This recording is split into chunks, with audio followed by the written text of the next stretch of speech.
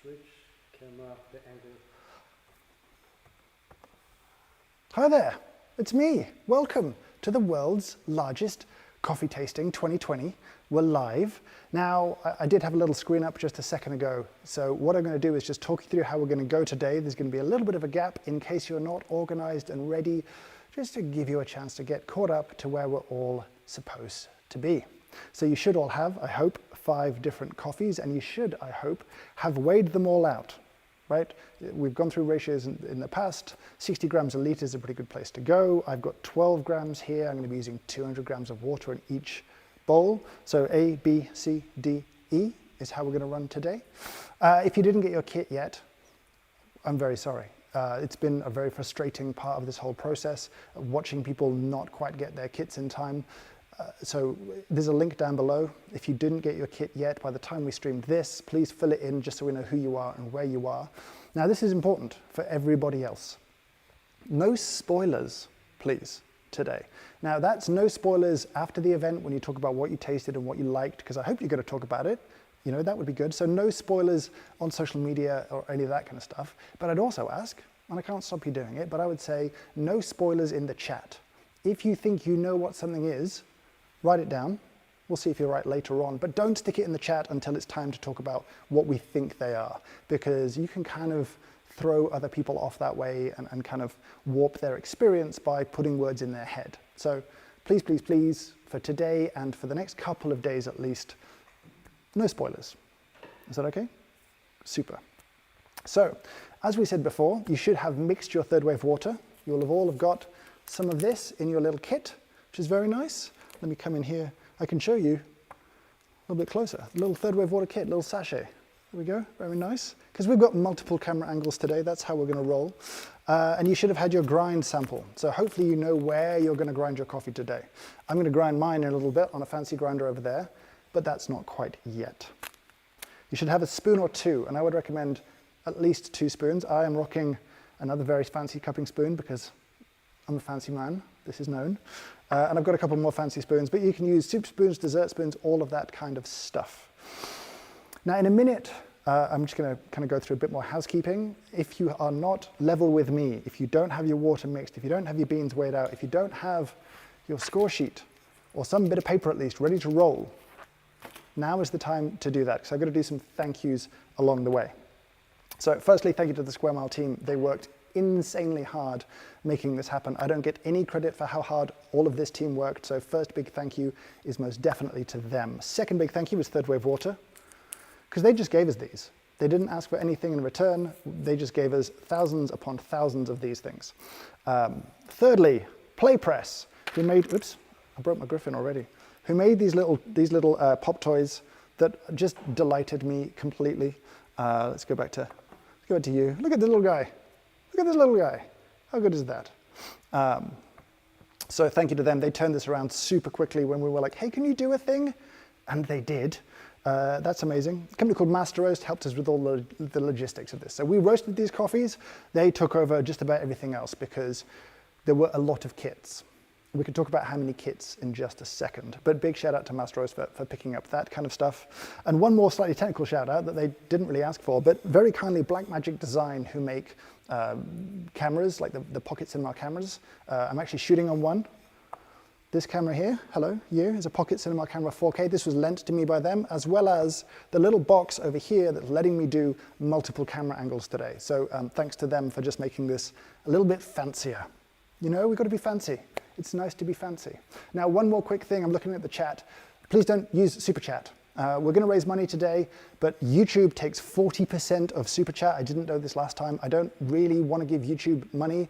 We're using a Just Giving link below. And if you enter and you donate via that link, you go into a raffle, and Niche, this is my last thank you, gave us a grinder to give away. They don't want anything again. They just said, do you want to give away a grinder for charity? And I said, yes, I do. It will be either a 110 or 220 volt. If we can ship it to you anywhere in the world, we will ship it to you. It can be in black or it can be in white. But thank you so much for Niche for a very generous gift. So if you want to donate and raise money, it's going to World Coffee Research. They do science and research around coffee production. This is not research to help people like roasters or any of us on this end. It's for producers first and foremost into climate resilience, sustainability, and of course, taste. So we raised for them last year, and last year I agreed to match donations, and you had a game called Make James Poor, and you played that game very well. And so this year I will match the first $1,000 that is raised via Just Giving. Obviously, if you donate via Super Chat, I will donate that revenue as well in full, and I'll cover YouTube's 40%, so your gross donation in this case will go to World Coffee Research. But there's a link in the description, so that's where we're going to be. So there's a lot of chat, a lot of you there. There's nearly 9,000 of you watching right now, which is a lot. This is a lot of people. Do you want to know how many kits we shipped out around the world? So last year we shipped just under 3,500 kits, and that was a lot. That for Square Mile was a huge amount for us logistically just to put together. This year we set a kind of max goal of 15,000 kits, and then they sold out like that. They just went. And then we tried to add some more, and we were able to add about another 2,500 kits. So in total, 17,500 kits have gone out to people around the world.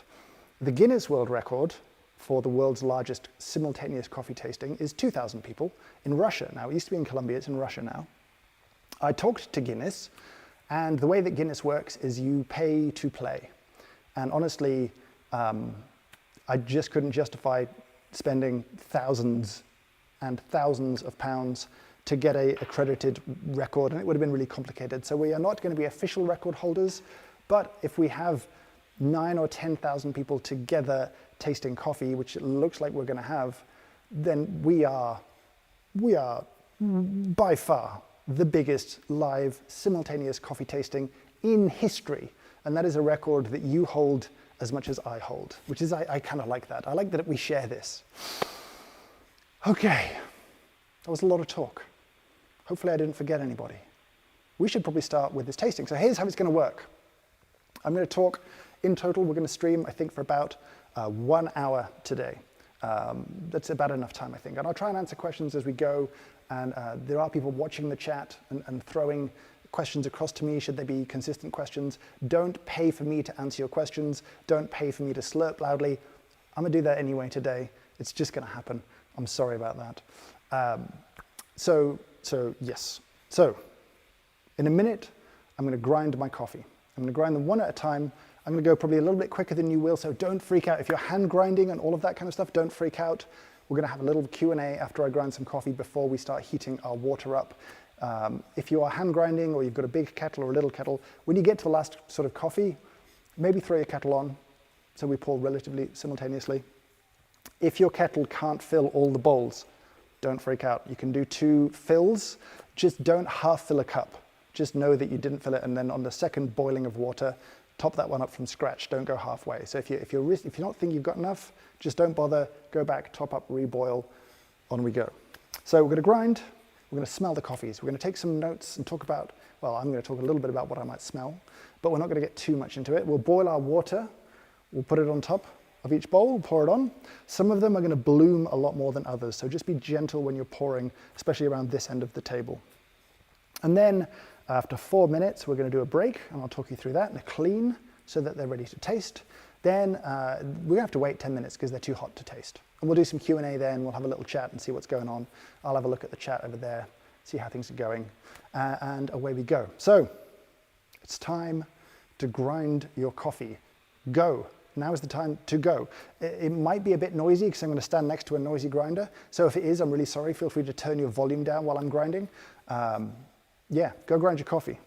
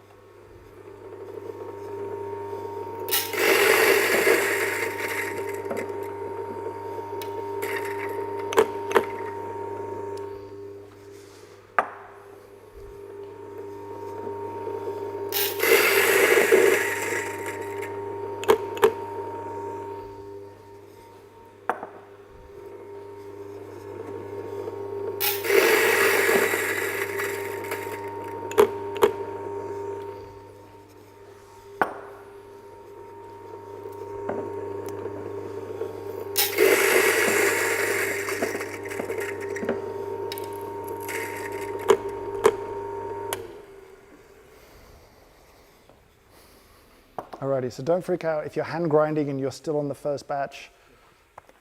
Sorry, here I am, I'm back. If you're hand grinding and still on the first batch, don't freak out right now. It's gonna be a hot second. I'm gonna start my kettle off in just a minute, so just hang fire. Yeah, it's gonna be okay. I'm just gonna have a little look, see how the chat's going. Seriously, I appreciate the super chats. Just know that will be donated. It doesn't go to me, and the Just Giving link is a better way to donate because you stand a much better chance of winning a cool thing. So thank you again to Nish. I'm sorry to people upset by the noise of the grinder. It's not a great noise. I apologize for that. All right, I'm going to turn my kettle on in a minute. But again, if you're still grinding 1 or 2 or 3 and you just got a sweat on now, you're tired, don't freak out. It's going to work this way. We're going to boil the kettle. As soon as it's boiled, we're going to pour our bowls and start a timer for 4 minutes. That's it. That's it. And if you are behind me, at some point you will catch up. Don't freak out. You know, we're 15 minutes in, and we've got an hour. So let's get on.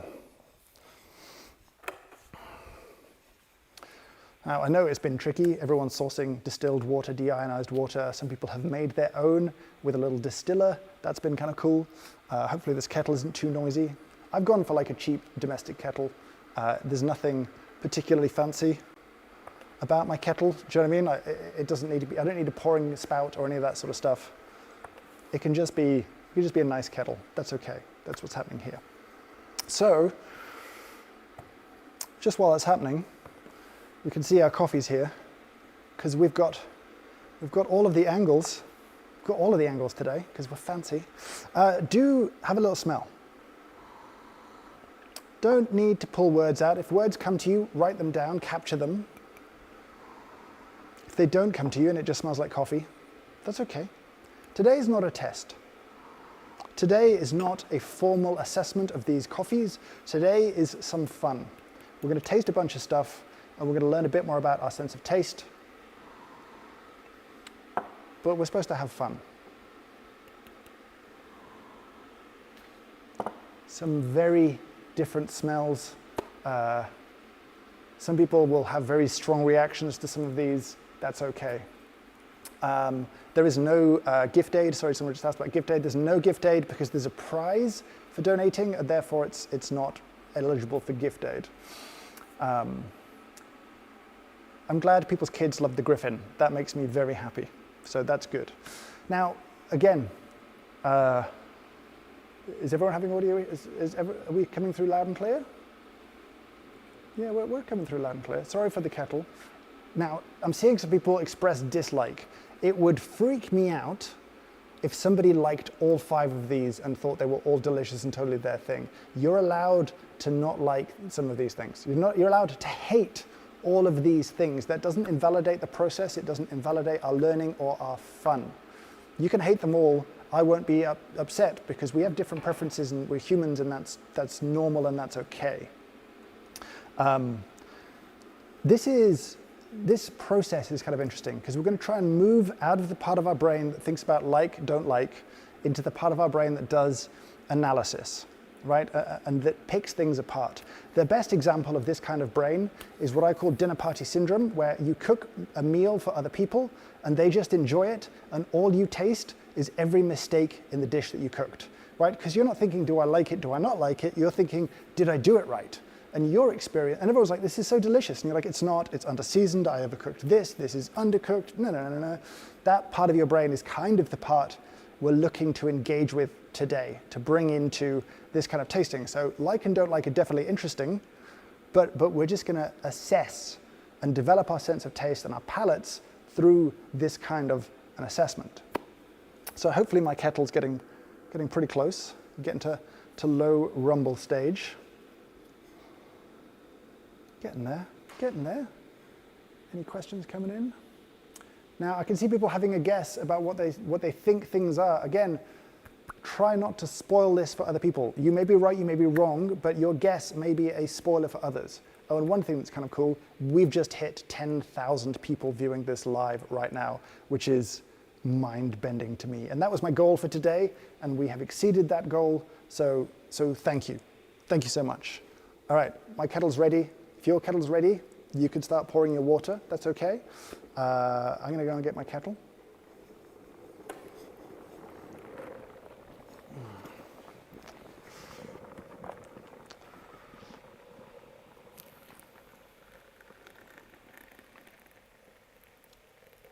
Now, if you're being properly precise, you would weigh the water going in. I'm not going to do that today because we're not really doing a formal assessment of this coffee, but obviously variation in weight is going to be an issue. Now, you're going to see a lot of bloom happen with the last one, so just be gentle with that one. And pour a little bit slower. Look at that, there we go. Now I'm going to keep a little bit of hot water for rinsing. I'm going to keep a little bit for cleaning as well. And if it's just you tasting, that's enough.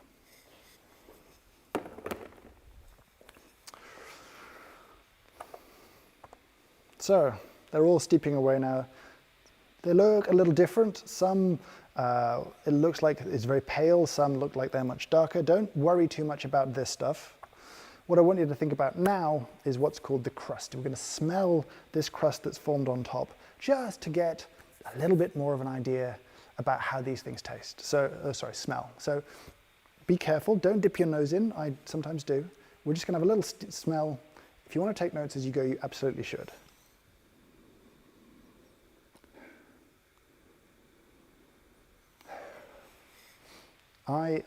As a side note, I like to reset my sense of smell. Contrast is really important, so I often smell my clothes that smell very different to coffee. In between coffees, to give my nose a kind of a refresher, a whole bunch of new aromas. It's a bit of a weird thing, but I find it really useful.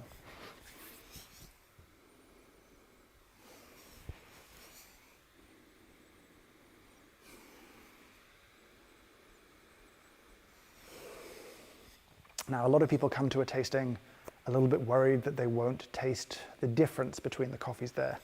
I feel like, hopefully, if you're beginning to smell some differences here, you're not worried about that. You're not worried that you're not going to taste the difference today. So we're about 2 minutes into our steep. Let it steep just a little bit more, and then we're going to do what's called the break. Now, to demonstrate the break, what I'll do, imagine this is your bowl and it's full of coffee. To break a cupping bowl, you take your spoon and very gently just push backwards and forwards to stir it 3 times. That's all you're going to do. And it's going to cause most of the coffee that's floating on top to sink to the bottom. And whatever stays will clean off in a little bit. You're only going to break a bowl once. You can't do it again because it'll be a bit more agitation that'll change your extraction a little bit. So we don't want to do that. But when you get to 4 minutes, just take a moment, get your nose down, and just gently, 1, 2, 3, enjoy, inhale those aromas, really get a good nose full. Take some notes if you want to do that, and then you're good to go. So I got about 30 seconds more, I think. I've slightly lost track on my watch and I didn't set a proper timer. Again, the benefit of cupping is that it's probably the most tolerant method of brewing. Even if there's a variance of 30 seconds, doesn't make that much of a difference. Even if there's a variance of a few grams of water here and there, it doesn't make that much of a difference. It's a very neat, very easy, consistent way to brew. All right, I'm gonna break this one down here. Let's get in and have a look.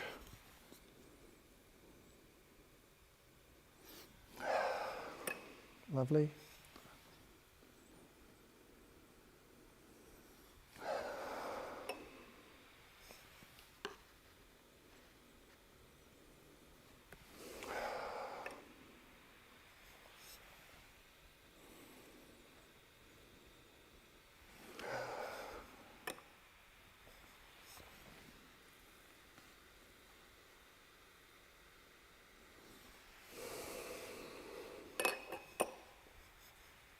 You having fun? Are you all having fun?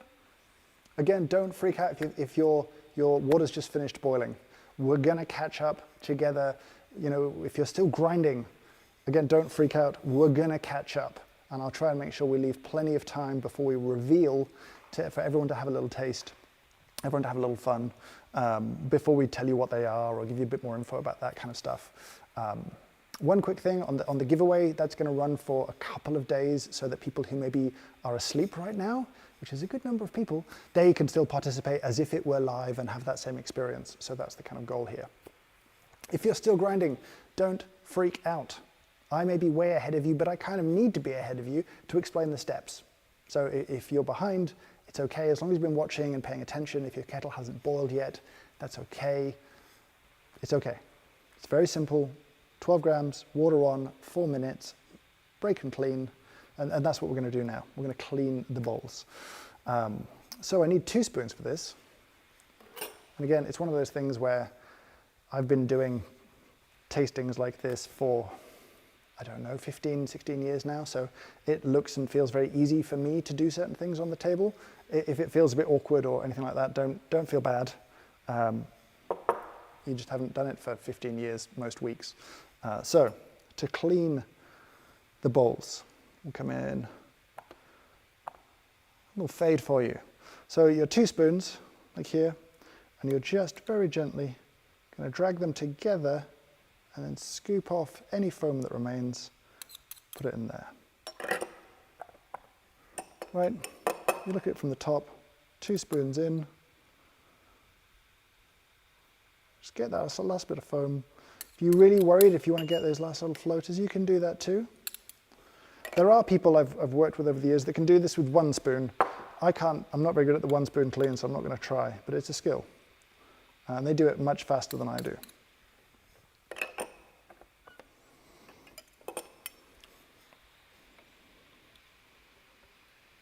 Go. Clean it off.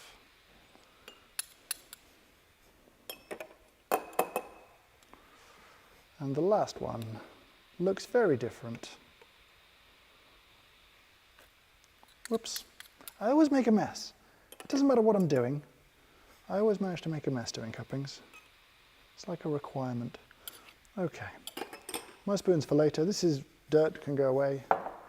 You can go away. I was prepared to make a mess. It's pretty normal for me, so I brought cloths.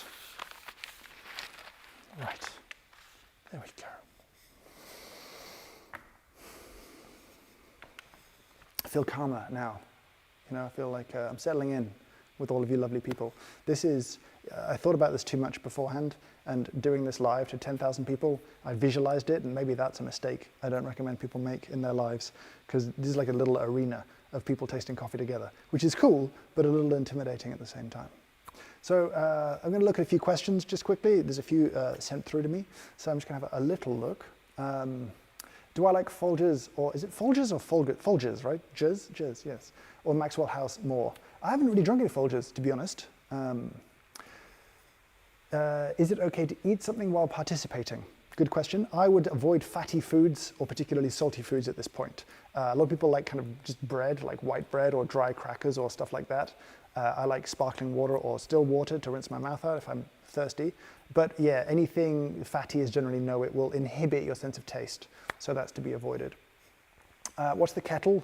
I don't know, it's just I stole it from the team kitchen here at Square Mile where we are today.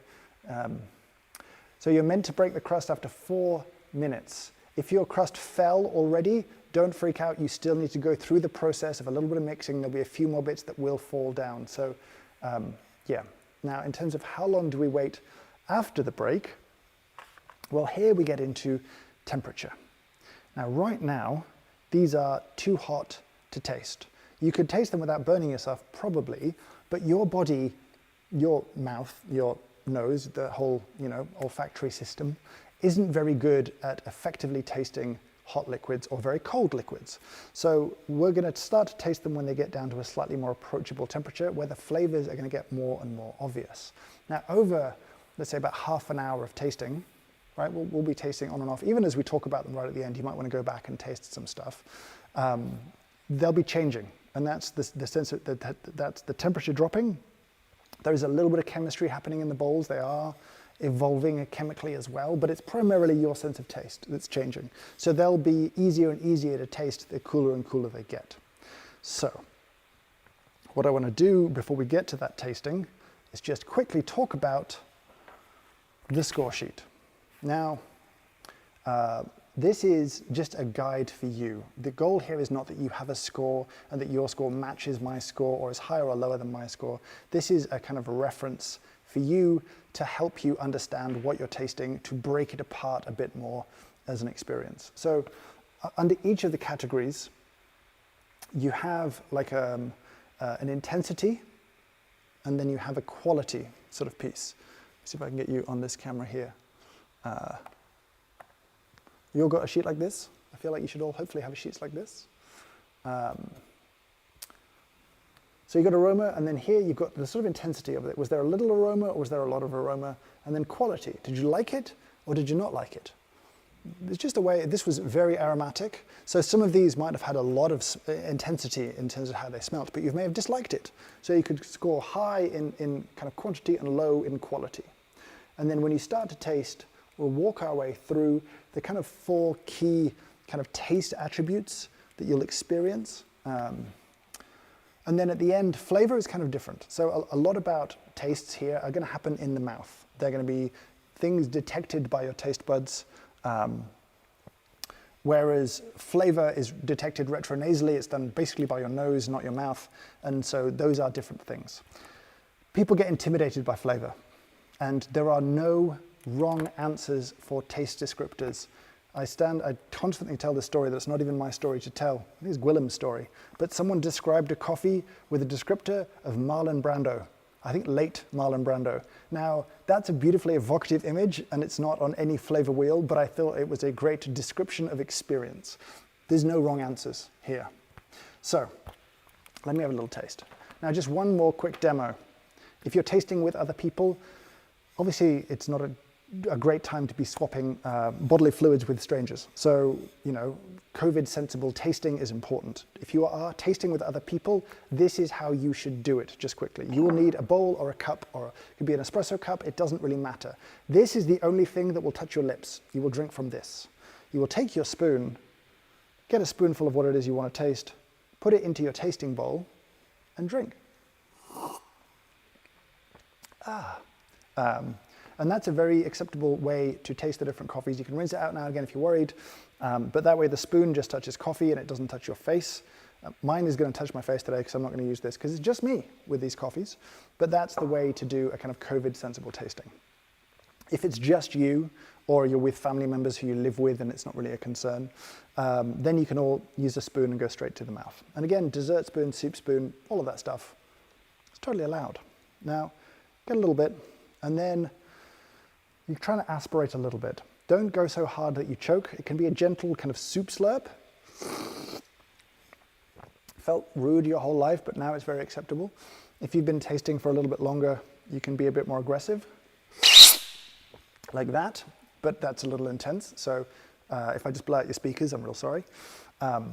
What you're trying to do basically is just increase the kind of aerosolization. Is that a word? I don't know what the word I want here is. But you're trying to spray the coffee into your mouth to send as much as you can volatile, to make it easier for you retronasally to pick out flavors and that kind of stuff. It's not essential. A gentle slurp works just fine. No slurp at all works just fine. Now, your attributes: acidity, sweetness, body, and finish. So acidity, you'll kind of experience around the sides of your tongue. It's going to light up the way that fruit makes your tongue light up. There can be good acidity, like a green apple, that is sharp and tart and delicious. Or there can be bad acidity, that is like an unripe lemon. That is not good acidity. Both of them are high in quantity. One is high in quality, the other is not. So acidity can be a little bit difficult to score on your first pass. With all of these things, cuppings are brilliant because they are comparative tastings, right? So as you go, how acidic is this? I don't think you can score that just on its own very easily. But as you move to this coffee, you can say, is this more acidic, less acidic, or is it similar? Is this one more acidic, less acidic, or similar? And you begin, as you move through, just paying attention to one thing at a time, begin to kind of break apart and discern the flavors or the sensations that you want to take notes of. You can decide if you like them or not as we go, but A to B, B to C, whoops, is the way to go to begin to understand your perception of acidity. Sweetness is complicated because it's not just a sugary sweetness here, right? It's that sort of broader sensation of sweetness. It's not, there's no simple sugar in roasted coffee, so it can't be sweet in that particular way, but there is most definitely a sensation of sweetness that comes from, you know, ripe coffee, well roasted, well brewed, that I hope you detect. Body is pretty easy. How full does this feel? Is it big? Is it light? Is it tea-like? Is it heavy? Those are the kind of things you want to think about. And finish really is, do you feel good afterwards or not? Does it have a ton of aroma that lingers on afterwards? Does it have a ton of flavor that coats your mouth, or does it disappear very quickly? Flavor is going to be whatever word comes to mind. These are the easiest places for me to influence you and your perception. If I say a word for one of these coffees, you'll begin to taste it, because that's how our brains work, because we're easily influenced here. So I think it's probably time to taste. So I'm just going to taste for myself. I'm going to just taste my way through these a couple times. You can use a spit cup if you want to. I'm happy to drink some more coffee today. And I'm not going to talk too much, but I'll come back and I'll answer a few of the questions that are stacked up. Whoa, people. Whoa. Last year, we raised about $1,500 and $1,600 for World Coffee Research.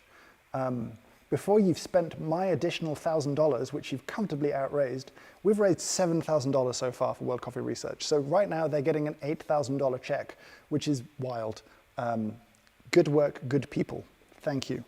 Let's taste some coffee. How much slurp do you want? Do you want like medium slurp?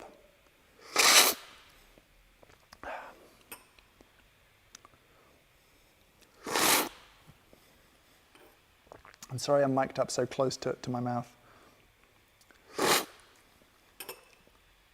If you want the whistles and the nonsense, you can tell me in the chat, but otherwise I'll keep it pretty sensible. I know you like a slurp.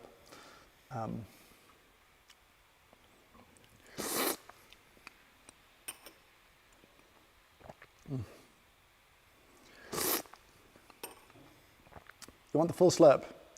Fine, whatever. It doesn't make me better than anyone else. It just makes me kind of ridiculous. But when you're new to the industry, if you can slurp, you feel at least like you can hold your own in a cupping room with more professional people, and whatever you say carries more weight. It's just a way of covering your insecurities, you know? I still have those about coffee tasting. I don't know how this sounds down a microphone, but I suspect not great.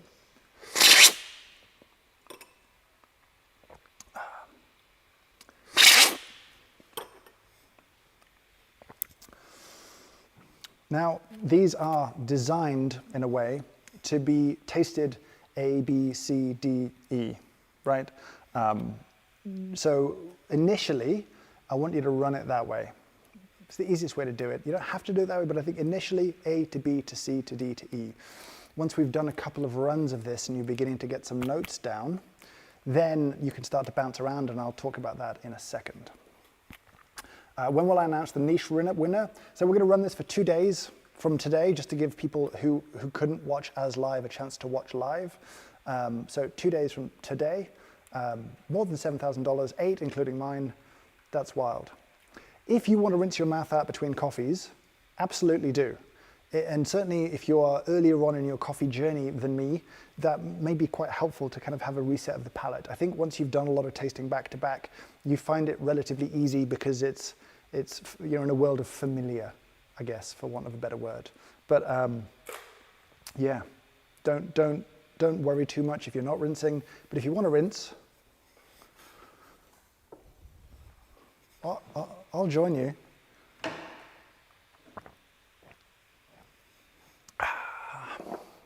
Okay, let's taste some more coffee. Let's not talk about things yet, but let's taste some more coffee.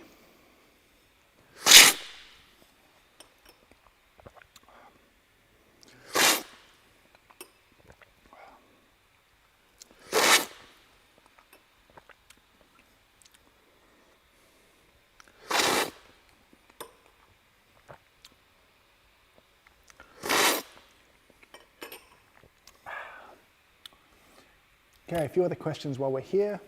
Hello from India. Hi, thank you for joining us. What are my thoughts on coffee from India?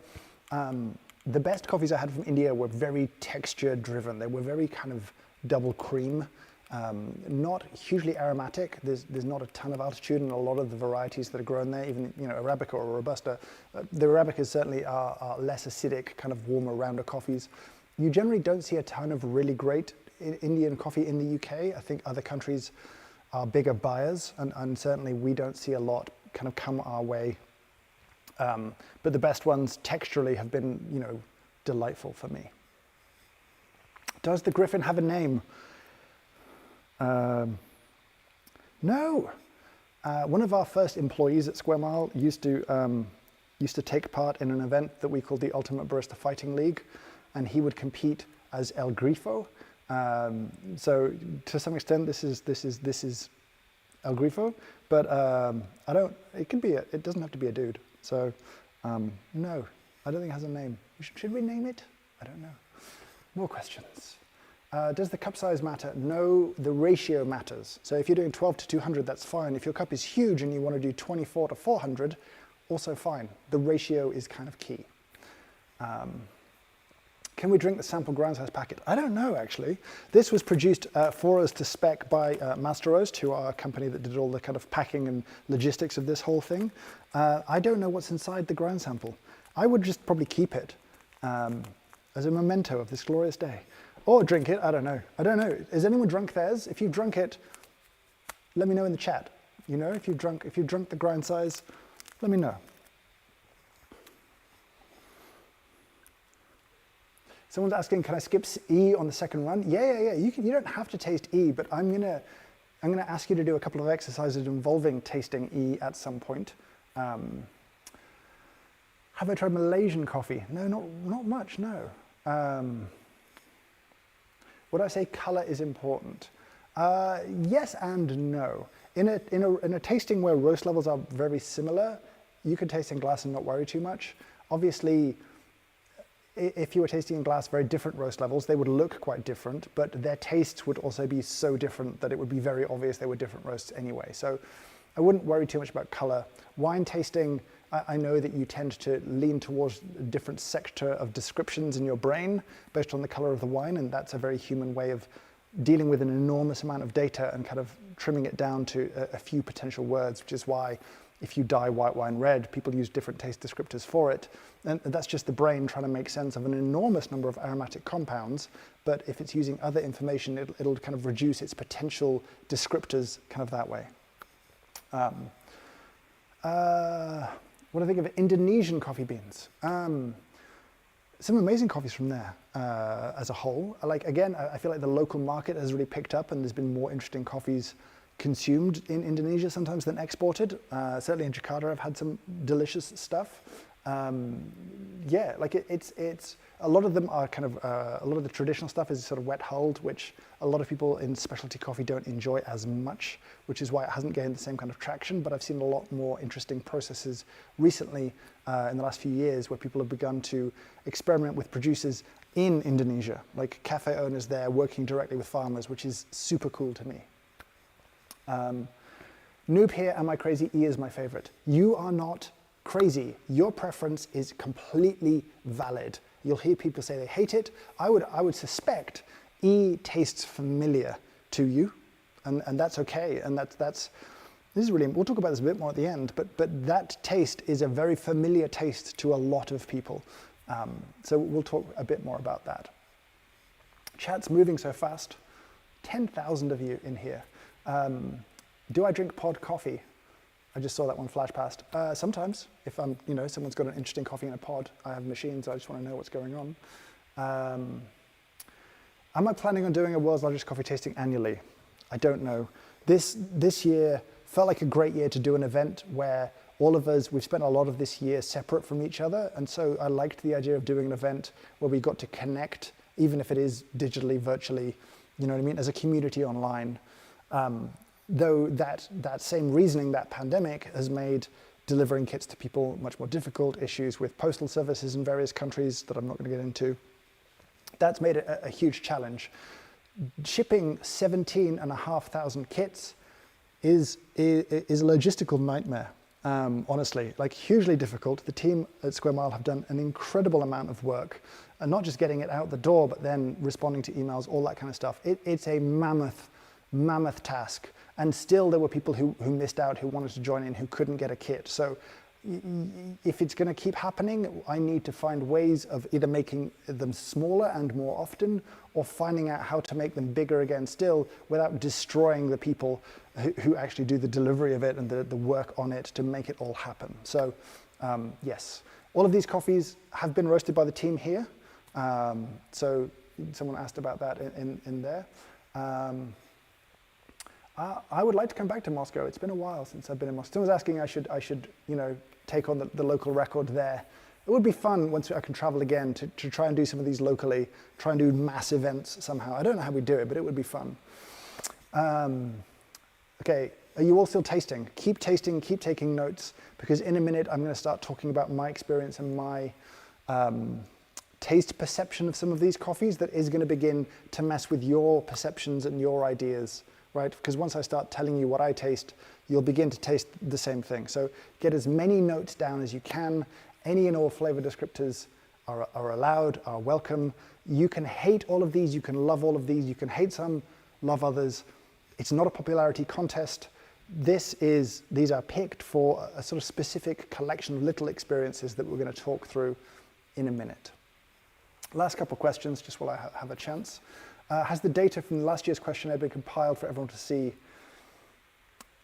It hasn't been shared super widely, and I need to fix that. Yes, I'll make that available afterwards. Is there a particular coffee you've always wanted to try yet haven't?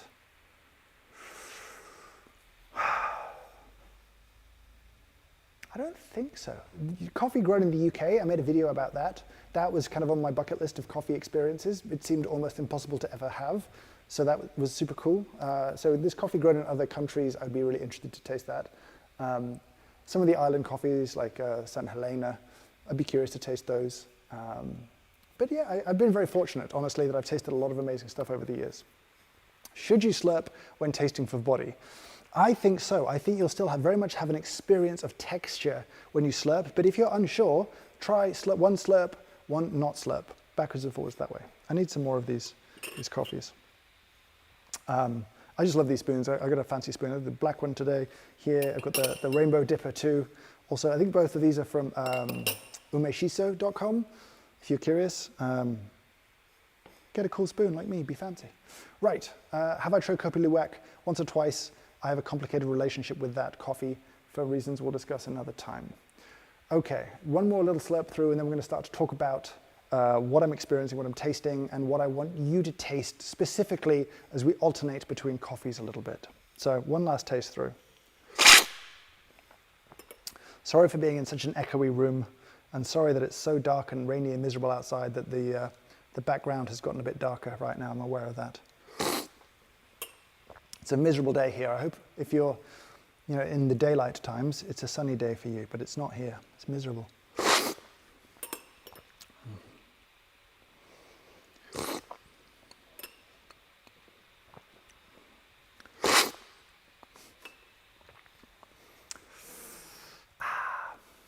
Okay. Are you all feeling ready to talk about these things a little bit more? I'm just looking at the chat right now, see what's going on. My dramatic lighting. It's gotten a bit dramatic. Don't mean it to be. Are you ready? Raffle the cupping spoons? I'll do a cupping spoon giveaway soon. On one of my next videos, I'll do a cupping spoon giveaway. I'll give away like 20 or 30 cupping spoons. That would be fun to do. Anyway. Just having a little look through. Has everyone got notes down? Has everyone got some level of opinions here? Someone asking, will we sell different tasting kits at Square Mile? Not in the short term. No, we don't really, capacity-wise, that's a challenge. I don't know what we'll do. We've got some ideas for lots of different stuff for the future, some of which will be similar to this and some of which is way out in the weird, but that's for another day. Okay. Are you having fun, everybody? I hope you're having fun. What's the best? Someone asked me the best way to connect with me and send me a PDF file. Ooh, that's a very good question. Upload it somewhere and leave a link in the comments. Probably is the easiest way. And I'll dig it. If YouTube spams you, I'll pull you out the spam filter and find it. So that's the answer to that question.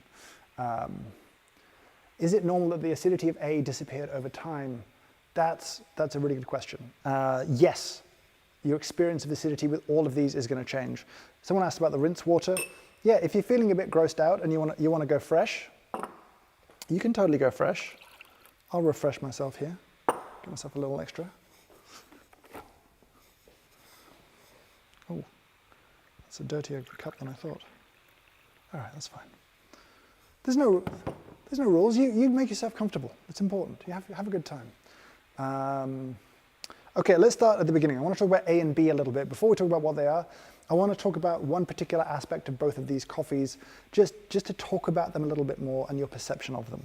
Now, I'm guessing that for many people, when these were hot, you felt like there wasn't maybe a huge difference between these two.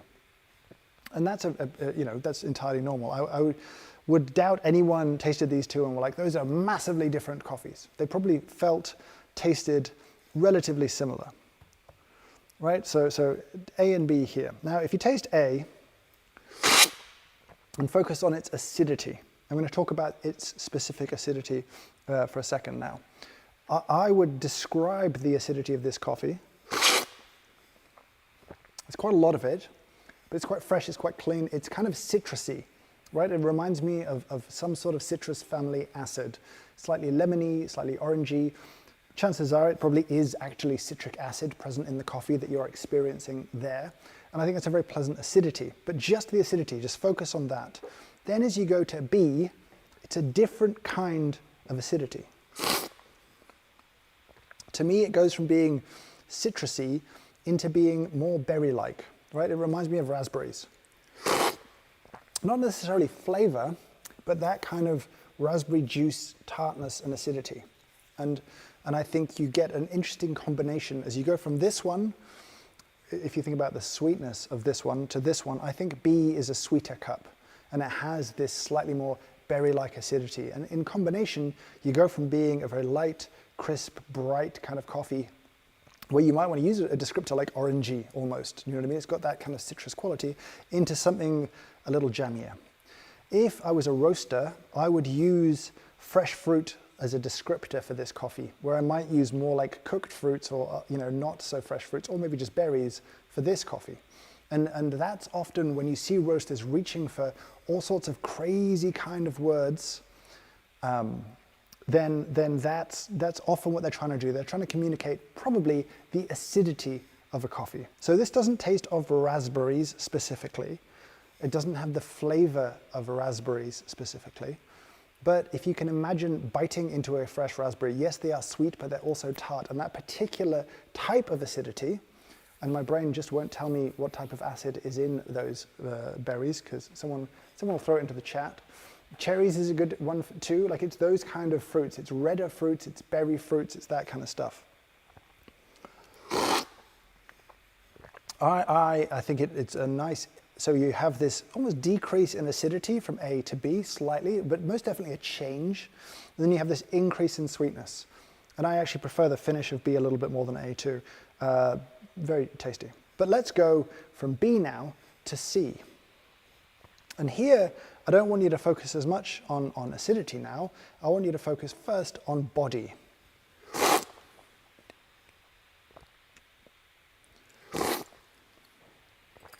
Right? And you go from this very kind of almost juicy texture to me to a much more delicate kind of tea-like, much lighter body.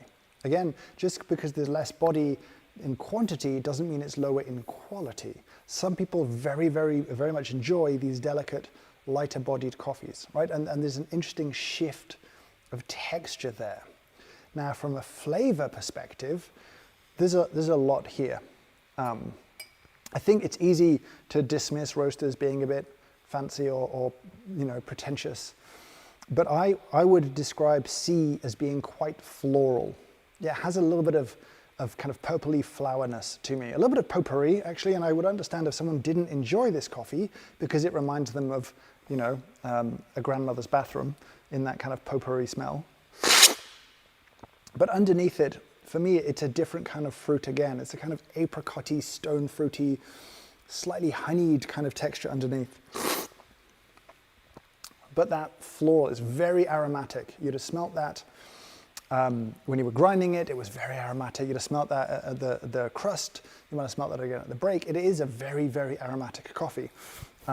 What's interesting to me, this has really nice fruit in it too. Is that kind of apricot-y, stone fruity vibe for me, is the descriptions my brain wants to use. These aren't the right ounces, right? If you have this down the same as me, then we might be pretty good at talking to each other about coffee, but I'm just trying to give a context to how this tastes from my own taste, memory, or sense of perception.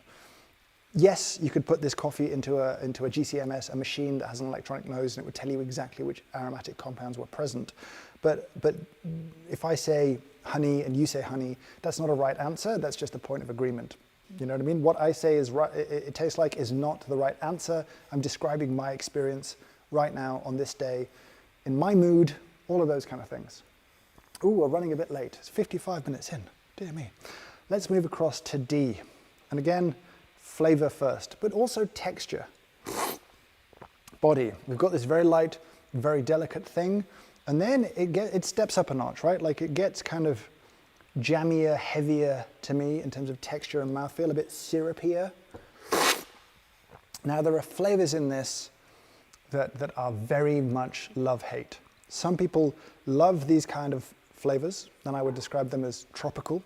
And I could use words to me that like pineapple or lychee or just tropical fruit, and I would feel like it's a good descriptor of that. Other people would probably perceive the kind of fermentier fruit notes more and really struggle with it and have a bit of a nope moment, right? Really push back on that one. Taste descriptors coming in there, strawberry and rhubarb, right? Lots of people really dislike D, and some people desperately love coffees like this. This is the joy, the pleasure of the diversity of coffee. There should not be uniform agreement of what is good and what is bad. You're allowed to like different things. So, yes, thank you for, I love people throwing their chat notes in here. Again, super chat, just so you know, I appreciate the donations. I will be rounding them up to cover YouTube's cut, and I'll be donating them to the same organization, which is World Coffee Research. Whoa. I've just seen an update on how much money we've raised. We're at $9,644 raised for World Coffee Research. You are glorious people. Well done. Thank you. And on behalf of World Coffee Research, I'm sure their minds are blown. They don't know this is happening. So this will be a nice surprise for them. You've made me $1,000 poorer, so sort of thank you for that. But I'm very happy to give and you know, join you in giving a ton of money to a good cause. So thank you. Shall we talk about E? I think we should talk about E. E is a very different experience to all the rest of these. Right? Now, everyone's going to want to jump on flavor. Before you jump on flavor with E, let's talk about texture and acidity. Acidity from D to E, there's a massive drop in acidity, right? It sort of disappears. E has very low acidity, and E has a huge amount of texture and body. It is extremely heavy. One thing that's not on the score sheet and that coffee is very awkward talking about is bitterness. And I would say there's a notable increase in bitterness from D to E also. That isn't because it's a darker roast, and often darker roasting is a primary source of bitterness in very bitter coffee. But here, E has a whole other thing. Now we can talk about flavor in just 1 second, but first still, where's my spoon? E is as close, I think, as you're going to get to almost savory, right? Like it's almost savory. Someone described it, I think I saw it quite early on, as sesame, and I think that was a very good descriptor. It's almost got that kind of umami, kind of meaty, rich, brothy kind of texture to it that's very interesting. Now flavor here, again, is very Marmitey. There are flavors that some people might like a kind of corn or popcorn kind of flavor, though it does have a little bit of sort of slightly burnt popcorn quality to it.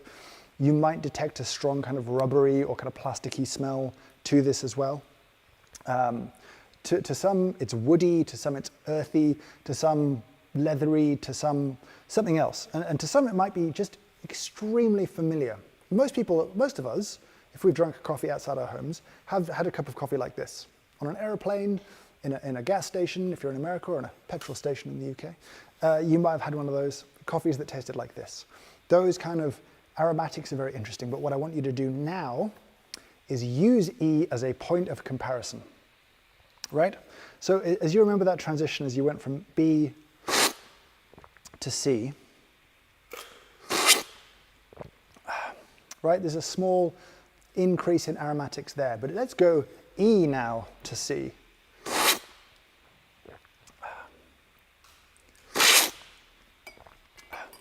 Suddenly that contrast, by contrasting it with something very, very different, C becomes explosively aromatic in contrast to E.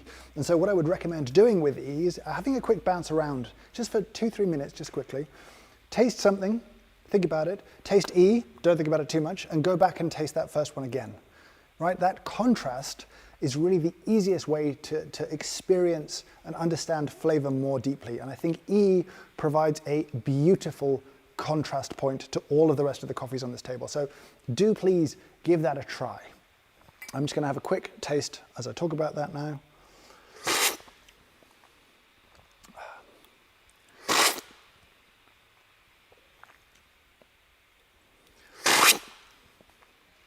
Again, like the acid of B just leaps out now in a beautiful way in contrast to E. And that is not to say E is bad and this is good. E is different. That's the bit that we're leveraging and enjoying and using. Okay. There's some great descriptors going on here now. Keep throwing them in there. I love to see descriptors are now good. E is E coffee from the 70s. If I could have sourced 17,500 kits from the 1970s, I would have done. I absolutely would have done. The 70s coffee was probably worse than that, you know? It's like 50 years old. Okay, so in a minute, we're going to get ready and we'll do a bit of a reveal, if you're ready, and talk through a few of the coffees, because we're getting to an hour now and you've been very patient with me. Holy wow, $11,313, $12,000 including my contribution. You're the best. You are the best, all of you who gave money. I can't wait to pick a winner. I might see if I can throw a few more prizes in as well. I'll have to check what's legal and that sort of stuff, because giveaways are terrible, difficult things. What's the reason that E blooms so much? I will tell you when we get to E and talk about what it is a little bit more. D is good like mangoes. I'm loving these descriptors just flying in right now. E tastes like barbecue, A tastes like pickles. It does have like a ton of acid, right? Especially in contrast to some of the others.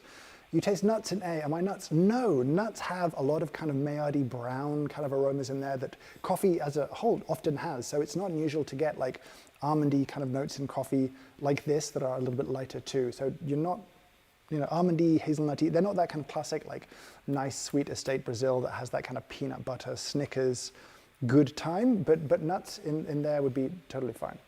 There are no wrong answers, and I'm loving all your answers just flying out right now. This is just amazing to me. All right, we're at an hour.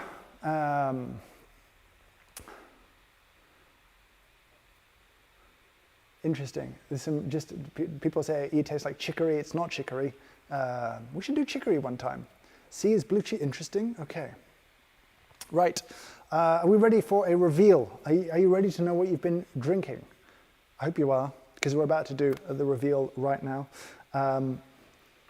Let's start with A. So A is a coffee from Guatemala. It's a farm called La Bolsa. It's a fully washed coffee.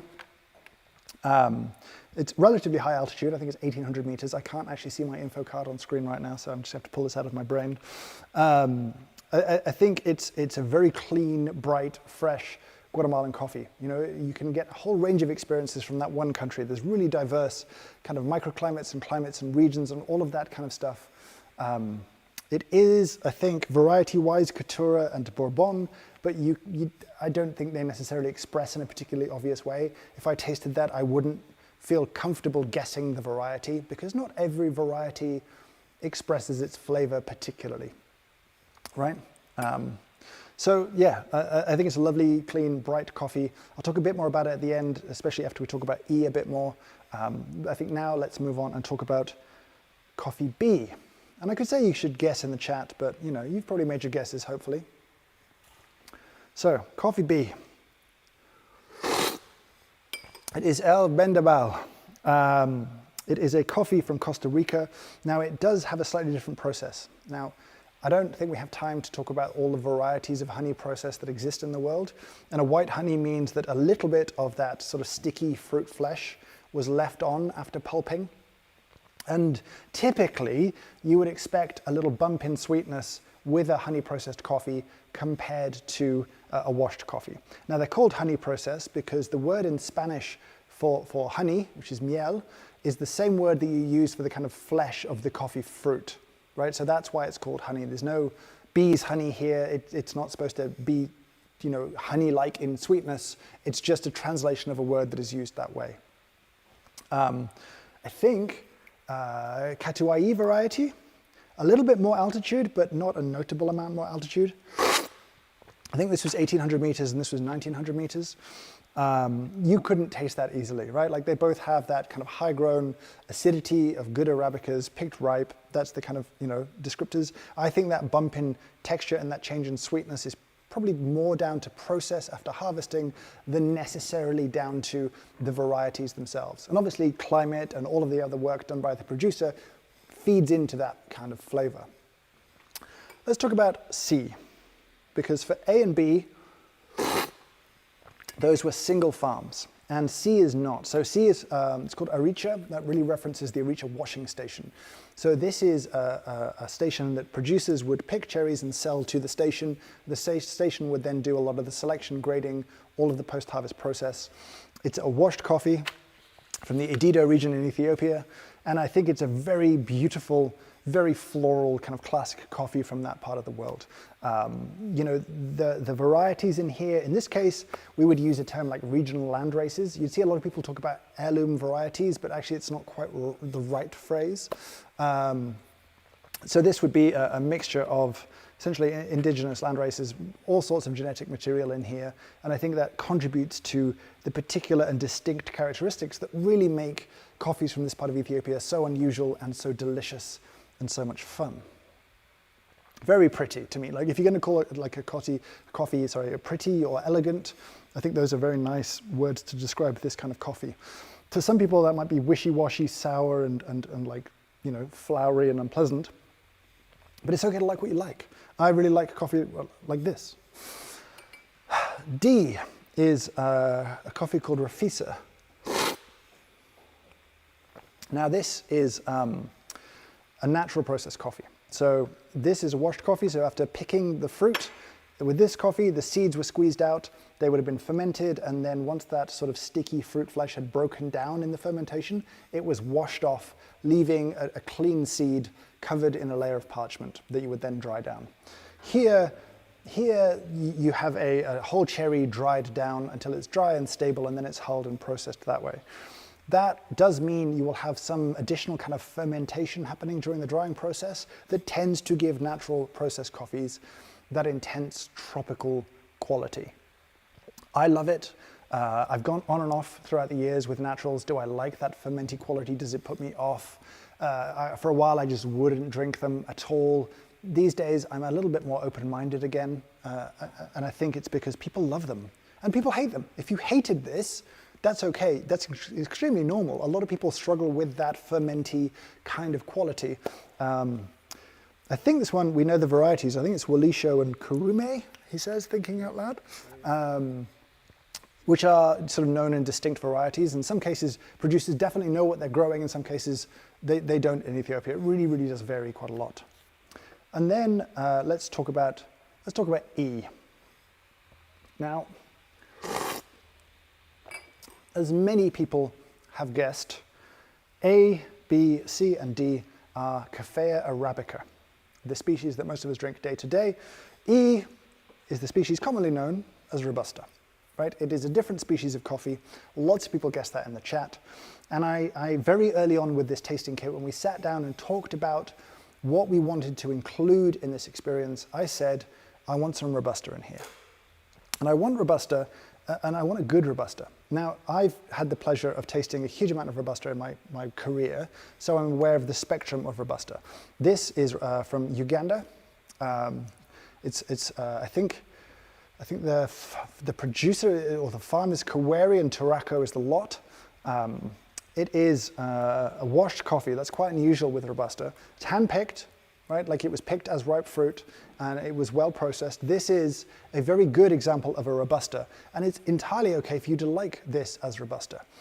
I feel like in specialty coffee, a lot of us hold very strong opinions about Robusta that are not backed up by experience. I completely understand why someone would enjoy coffee like that has a ton of texture, that has very low acidity, that feels like a big coffee. It's got a bit more caffeine in it because Robusta typically has about twice the caffeine content of Arabica. That's not entirely accurate, but it's mostly true.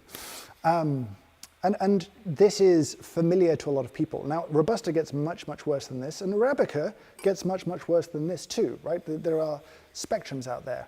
But in parts of the world, there's not enough altitude, or there's not the right climate, or there's too much sort of disease around plants that you can't grow Arabica, so you can only grow Robusta.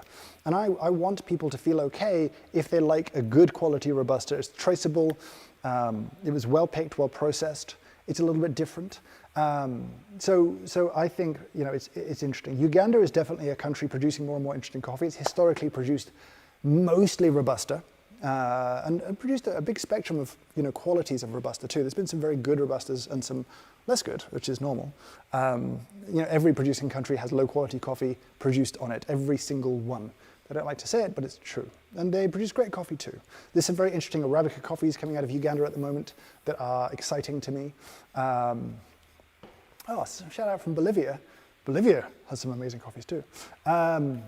So for me, I wanted to have some Robusta on the table because I want people to have what I hope is actually quite a positive experience with Robusta. It's okay if you don't like it, but I want you to know what it is, right? I think this is a good Robusta. I think this is well produced. I think if you like these kind of flavors, this is a good exemplar of that. And so I wanted it on the table. And then imagine, you know, if you work in coffee for a second, and I'm guessing a few people here work in coffee, this is people's benchmark. This is their day-to-day. Right? And they might put some milk or cream in this and a little splash of sugar too, and that's coffee to them. And then we turned up as a specialty coffee industry and we're like, we've got this, it's fancy, it's beautiful, it's better than what you're drinking. And then they bought a cup, put their normal amount of cream and sugar in it.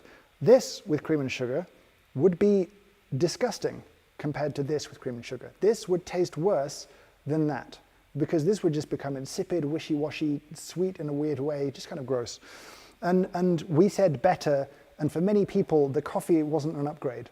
Until they changed the way they enjoyed coffee or thought about it differently and began to drink black coffee, in which case you might say, yes, as a black coffee, I enjoy this more, it's more complex, more interesting, all that kind of stuff. But I just think we weren't very open-minded for a long time as an industry, and we weren't welcoming to people who liked this with cream and sugar, with milk and sugar, or, you know, without sugar, just a ton of dairy. You know, like that was a kind of mistake, I think, to say this was better when in some ways, once you've dosed it up, it's really not. Now, I'll take a few more questions. I don't want to run this chat forever, the stream forever and forever and forever. If you enjoyed E, good. I think it's a really good Robusta. I think it's ton of texture, slightly sesame-like, but like so big, so heavy, and some people really enjoy that. Whoa, $15,000? This is getting out of control. This is completely amazing. I'm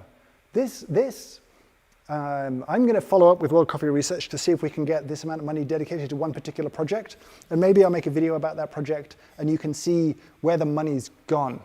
This is a promise that I don't know if I can keep yet, but just looking at that amount of money, I would hope to be able to do something like that. If you picked up E from a bodega, you'd be happy. Yeah, you would. Like, it's not that bad. You know what I mean? Like, it's not as vibrant or as complex or as juicy or jammy or as fresh and as bright as these, but it's a different thing, and that's okay. Why are most Robusta beans shiny? Okay, often Robustas are produced as naturals because if a coffee can't achieve a high price down the line, you're going to spend as little money on processing it as possible.